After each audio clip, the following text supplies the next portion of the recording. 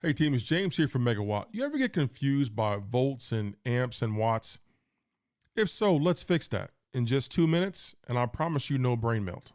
I want you to think of electricity like a water hose. Voltage is just like pressure, how hard the water is being pushed through the hose, or how hard the electrons are being pushed through the copper wire. Amps is just like flow rate, what volume of water is going through the water hose, or what volume of electricity is going through the wire. Watts is just like the work being done. So imagine that water coming out of the water hose and spinning a wheel or pushing something down the driveway. Then when you take how hard the electricity is being pushed, volts, times how much electricity is being pushed, amps, you equal the amount of work or power, wattage.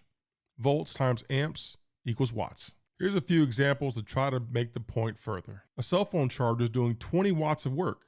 So it's 4 amps of electricity being pushed through the wire at 5 volts. Another example is a television. 120 watts is just 1 amp being pushed through much harder than a cell phone charger at 120 volts. Let's step it up to a microwave. That's 1200 watts, 10 amps of electricity being pushed through at 120 volts.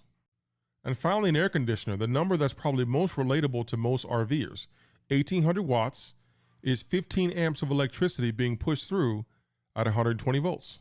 So remember, volts is the push, amps is the flow, and watts is what you're actually using to power your stuff. Understanding this helps you size your gear, stop tripping breakers, and avoid melting down your rig. Drop a comment below if you learned something or if you have a question, and follow for more. See you guys in the campground.